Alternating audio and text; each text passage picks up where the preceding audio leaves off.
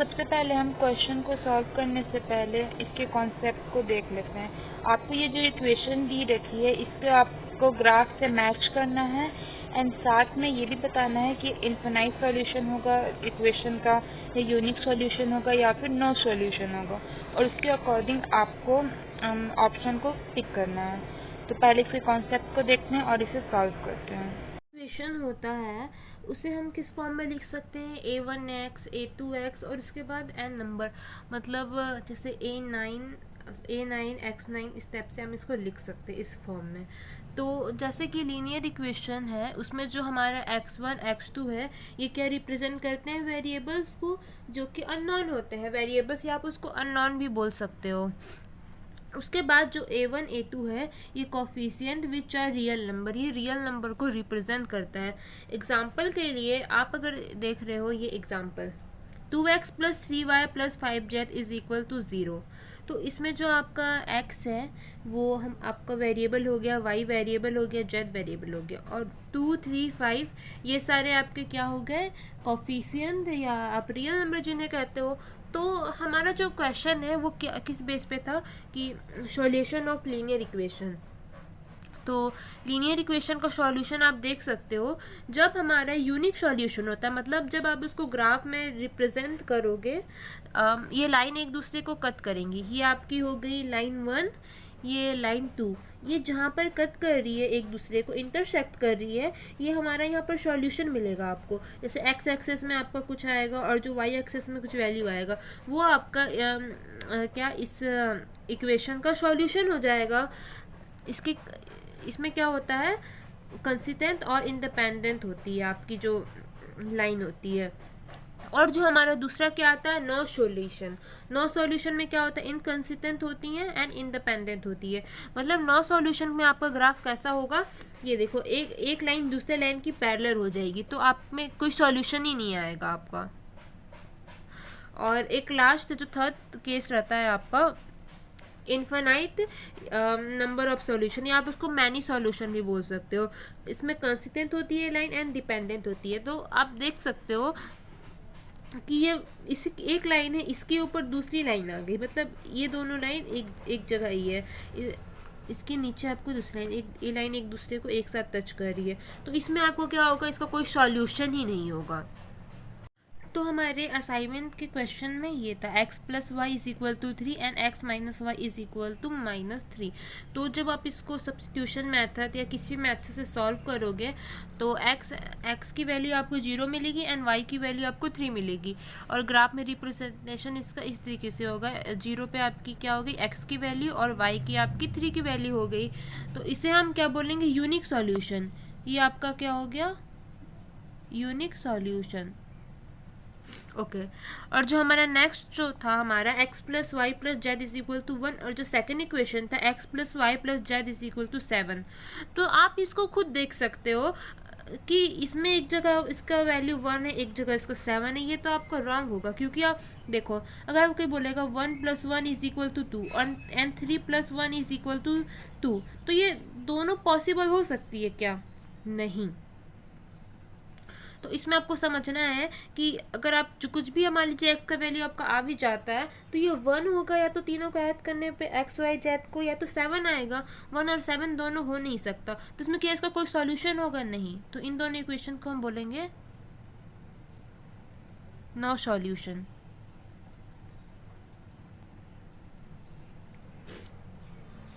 अब हम आपका थर्ड देखते हैं। जो हमारा थर्ड इक्वेशन दिया हुआ था उसमें क्या था, x is equal to 0 and x plus Y plus Z is equal to 1। तो अगर हम जेड की वैल्यू 0 इसमें हम पुट कर देते हैं, चलो तो क्या हो जाएगा, x प्लस वाई, और जेड हमारा 0 है, चलो 0 ही ले लेते हैं, इज इक्वल टू 1। तो क्या हो जाएगा, x plus Y is equal to 1 हो जाएगा। अब जब ये आपका क्या, हमें सिर्फ 1 इक्वेशन मिल गई, और जब आप इसका आप ग्राफ बनाओगे ऐसे करके, ये आपका क्या एक लाइन का ग्राफ है, ये देखो। तो ये आपका क्या हमने देखा था, इस टाइप का ग्राफ आपने कहाँ देखा था, याद करो, ये देखो, ये कंडीशन था आपका, जो क्या था, इनफाइनाइट मैनी सॉल्यूशन। तो इससे जो आपका थर्ड पार्ट था इसका आंसर आपका इनफाइनाइट मैनी सॉल्यूशन हो जाएगा। जो हमारा फर्स्ट है इसका आंसर आपका क्या हो जाएगा, यूनिक सॉल्यूशन। तो इसका आपका बी हो जाएगा। और इसका ग्राफ कैसा होगा, इंटरसेक्ट करेगा, एक दूसरे को कट करेगा, क्योंकि हमने देखा था कि जो आपका यूनिक सॉल्यूशन था उसमें आपका एक्स की कुछ वैल्यू होगी एंड वाई की कुछ वैल्यू होगी। तो जो यहाँ पर आपने देखा था x की वैल्यू 0 एंड y की वैल्यू 3। ओके, ये क्वेश्चन में आप देखो क्या आया था, हमारा x का वैल्यू 0 एंड y की वैल्यू यहाँ कहीं 3 आएगी। तो इसमें क्या होगा, एक पॉइंट यहाँ इंटरसेक्ट किया होगा और 1 पॉइंट यहाँ इंटरसेक्ट किया होगा, ये देखो, तब ऐसी वैल्यू आई होगी। तो ये उसका राइट ग्राफ हो जाएगा, यानी कि जो फर्स्ट है उसका मैच क्या हो जाएगा, थर्ड ग्राफ से, एंड बी नंबर उसका हो जाएगा यूनिक सॉल्यूशन। और जो आपका ये जो सेकंड है इक्वेशन, इसको जब हमने सॉल्व किया था तो इसका नो सॉल्यूशन आया था। नो सॉल्यूशन में आपको ने क्या देखा था, ग्राफ उसका पैरेलल होता है, और नो सॉल्यूशन में आपको ऐसे कर देना है।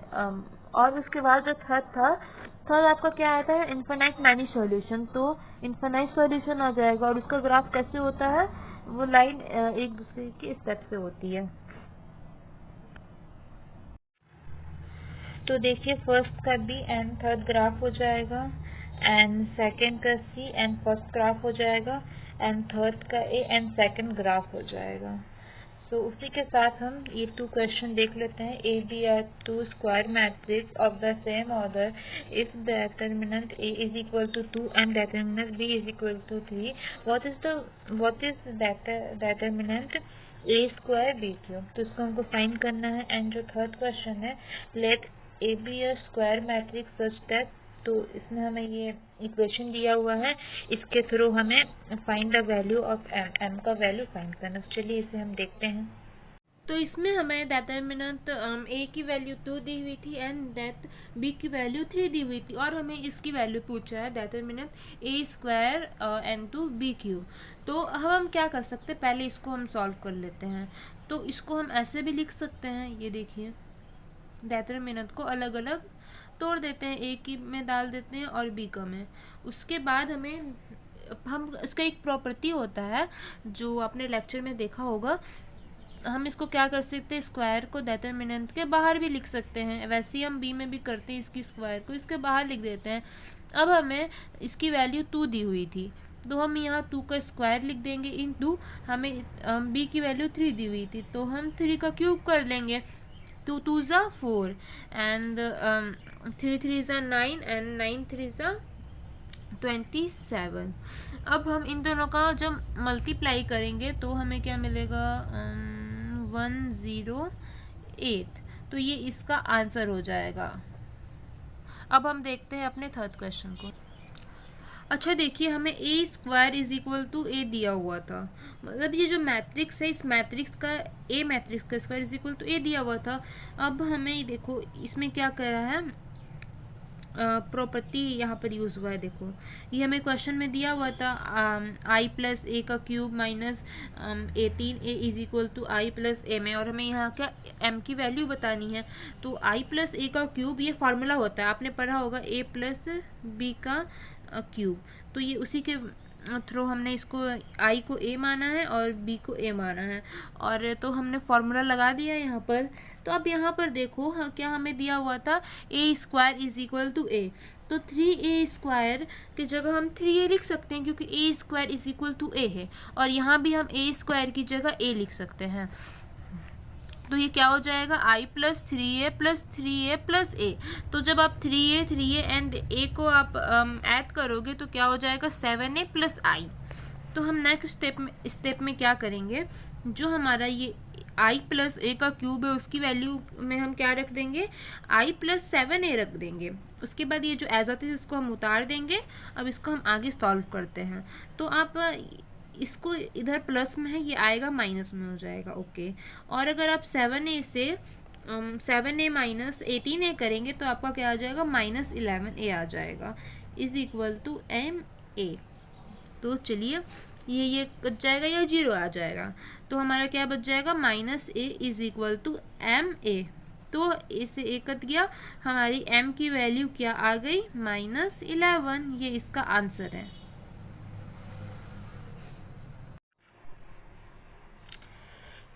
तो चलिए हम फोर्थ क्वेश्चन देखते हैं। तो हमें डिटरमिनेंट ए की वैल्यू निकालनी है, इसे हम R1 के रिस्पेक्ट में एक्सपेंड करेंगे। सो हम क्या करेंगे, 20 लिए, उसके बाद आपको यहाँ पर लिखना है, इसको आप नेगलेक्ट कर लो, तो क्या बचा 20, 30, 5, 6, और यहाँ पर आपका माइनस का साइन लगेगा 30, फिर आपका 10, 30, 4, 6, उसके बाद प्लस 40 और ऐसे ऐसे 10, 20, 4, 5 देन इक्वल टू 0, मतलब 20, और ये क्या हो जाएगा 120, 6 2 जा 12 एंड 0 एंड 5 3 सा 15 एंड ये हो जाएगा आपका 30, 60 minus 120 then 4 plus 50 minus 80. So let's solve 20 and minus 30. Okay. So minus 30 into just 60 plus 40 into minus 30. So minus 600 minus 6 3 जा 18 एंड 00, माइनस का साइन आ जाएगा 1 2 0 0, तो आप इसको देखोगे देन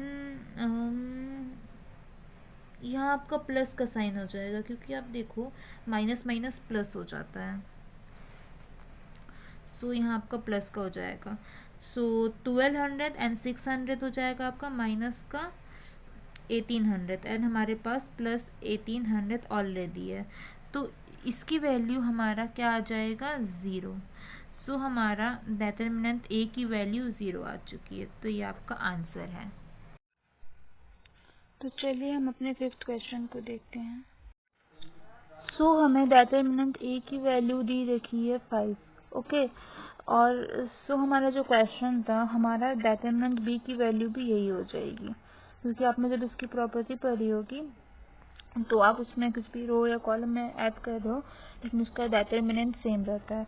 तो हमारा बी इनवर्स क्या हो जाएगा, देखो बी इनवर्स हो जाएगा आपका 1/5 हो जाएगा, सॉरी इनवर्स यहाँ पर लगेगा, इसको इग्नोर करो। एंड हमें क्या पूछा गया था, डिटरमिनेंट 8 स्क्वायर बी इनवर्स। आपका कुछ भी वैल्यू चेंज होगा तो आपको एक बात याद रखनी है, एक प्रॉपर्टी। सो मैं वो प्रॉपर्टी आपको बता रही हूँ।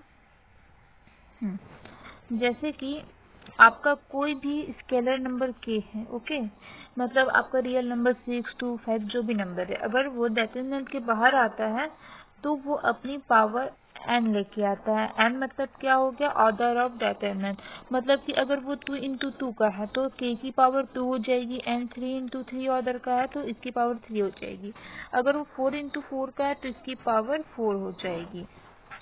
तो सेम वैसे ही हमारा ये जो क्वेश्चन था, इसमें हमारा मैट्रिक्स 3 into 3 ऑर्डर का दिया हुआ था। सो जब हम 8 को बाहर लेके जाएंगे तो ये क्या हो जाएगा, 8 की पावर 3 हो जाएगा। क्यों, क्योंकि ये इसका ऑर्डर क्या है, तो 3 into 3 का मैट्रिक्स है। एंड हमारा जो है ए स्क्वायर की वैल्यू हमें क्या दी हुई है, 5 into 5 एंड बी इनवर्स की वैल्यू 1/5। सो जब आप 8 क्यूब into 5 को मल्टीप्लाई करोगे तो इसका आंसर आ जाएगा 2560 एंड ये इसका आंसर है। सो आप 6th क्वेश्चन को देखो, इसमें हमें मैट्रिक्स ए दिया हुआ है and then what will the value of sum of the diagonal elements of A की पावर 4। तो हमें क्या करना है, आपको मल्टीप्लाई आपको आता होगा, सो हमको मल्टीप्लाई करना है मैट्रिक्स का एंड जो उसके डायगोनल है उसके ए की पावर 4 का वैल्यू बताना है। और जो 7th क्वेश्चन है ये देखो, let A is equal to AIZ be a square matrix of order 3। ये एक स्क्वायर मैट्रिक्स है 3 ऑर्डर का, 3 into 3 means where AIJ is equal to 10I plus 10J। Find the determinant A। तो चलिए इन दोनों क्वेश्चन को हम साथ में देखेंगे। मैट्रिक्स ए गिवन था, हमें ए स्क्वायर करना है। सो जब हम इसको स्क्वायर करेंगे तो आपका आंसर ये आएगा। तो आप इसमें जब 3 कॉमन लोगे तो क्या बचेगा?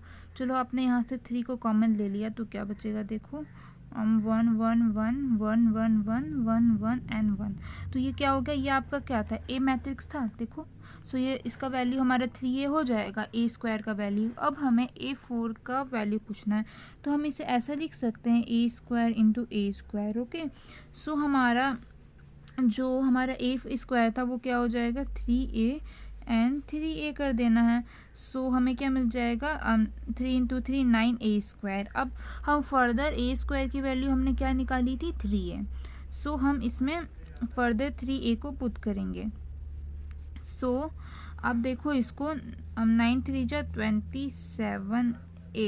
ओके, सो ये हमारा आ गया। अब देखते हैं हम ए का वैल्यू क्या था। ए का वैल्यू आपका क्या था?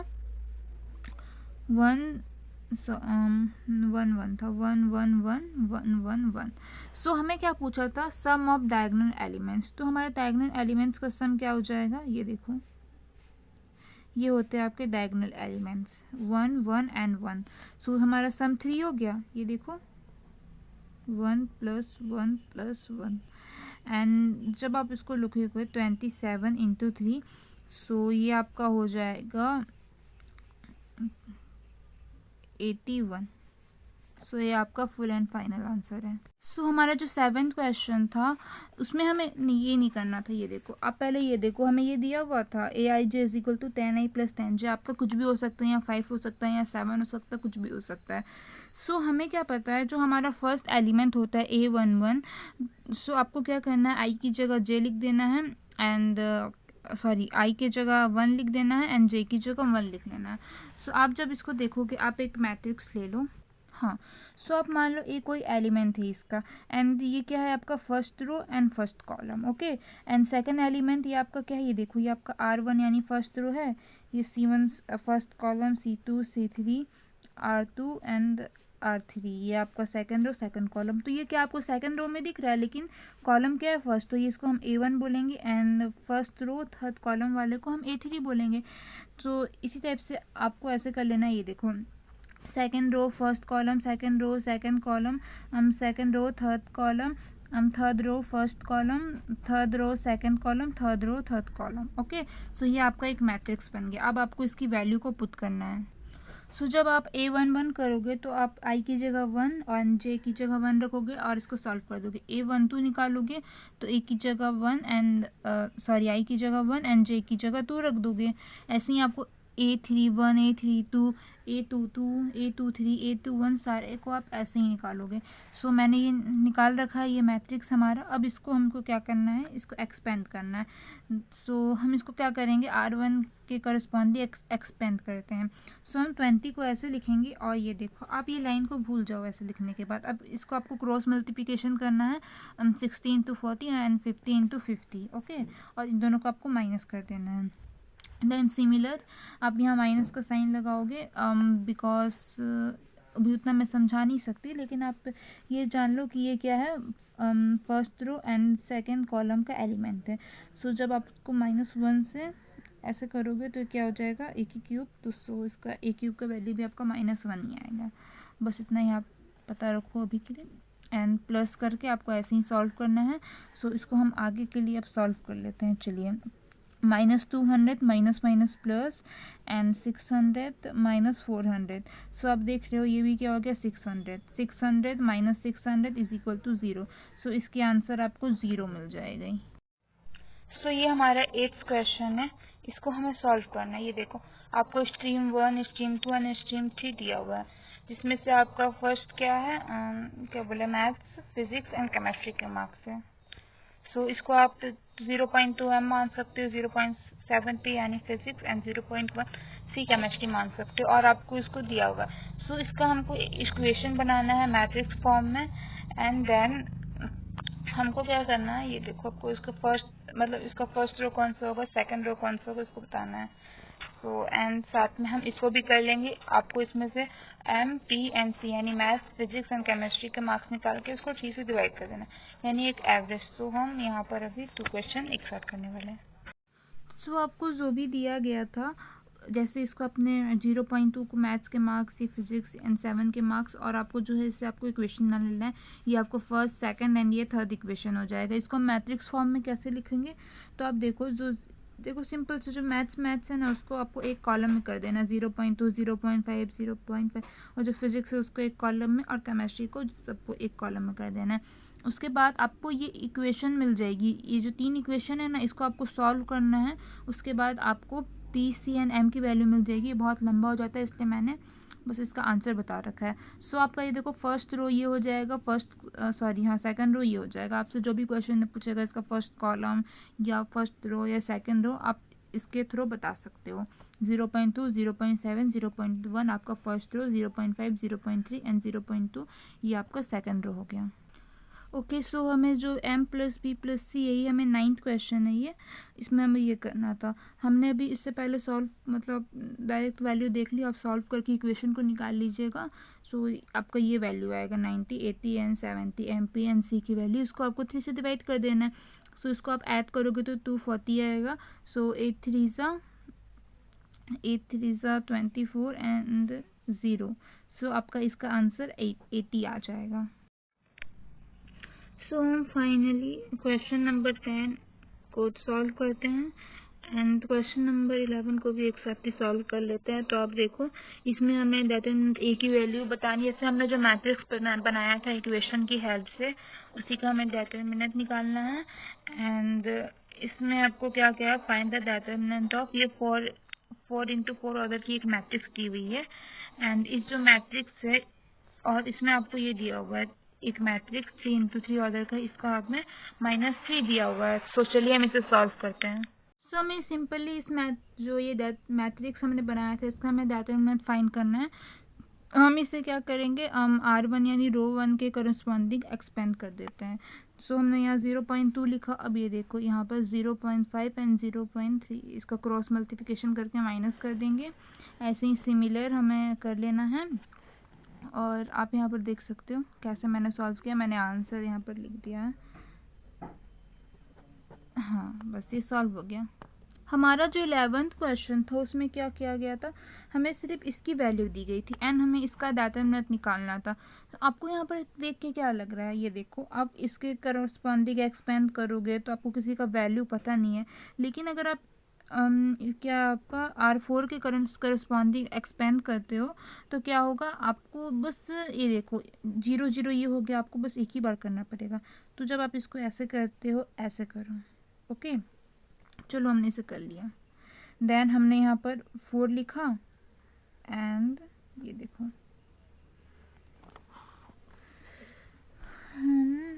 ABCDEF GHI एंड देन हमें इसका जो डिटरमिनेंट था इसकी वैल्यू हमें क्या दी रखी थी, ये देखिए -4। -3 इंटू -3 ये क्या हो जाएगा -12। ये इसका फुल एंड फाइनल आंसर है। तो हमें क्या दिया हुआ है, a + 3i and into a - 3i हमें ये गिवन है। सो आपको पता होगा a + b and a - b का जब हम एक फॉर्मूला होता है a + b a - b is equal to क्या होता है a² - b²। सो इसमें भी हम यही करेंगे। तो आपको ये फॉर्मूला याद रखना है। ये देखो a + b एंड अगर आपको कुछ ऐसा फॉर्मेट दिख गया a - b, तो इसका आपका आंसर क्या होता है a² - b²। ओके, सो ऐसे ही हमें यहाँ पर एक इसको लेकर चले, एक को एंड b 3i को।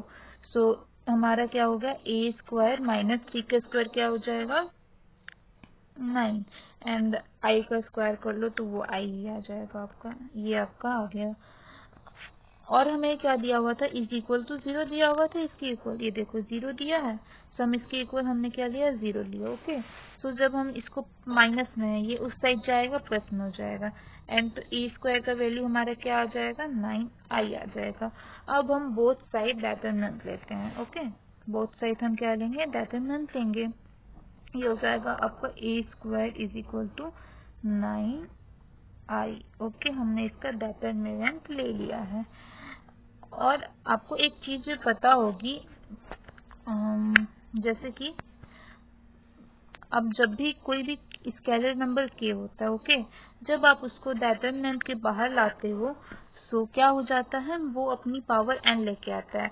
n यानी इसका ऑर्डर हमें क्या दिया हुआ था, 4 into 4 का मैट्रिक्स दिया हुआ था।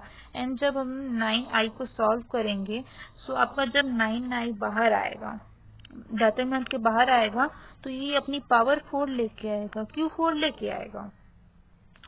क्यों 4 लेके आएगा? क्योंकि इसकी पावर मतलब इसका ऑर्डर n है।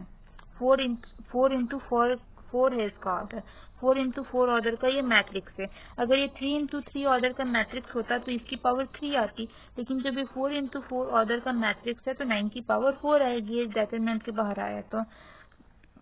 एंड जब आप i का डेटरमिनेंट करोगे आइडेंटिटी मैट्रिक्स का तो आपका 1 ही आएगा। सो हमें a स्क्वायर की वैल्यू क्या मिल गई, सॉरी डेटरमिनेंट a स्क्वायर की वैल्यू 9 की पावर 4। एंड जब आप इसको डेटरमिनेंट a की वैल्यू निकालने जाओगे तो ये आपका क्या हो जाएगा, 9 स्क्वायर हो जाएगा।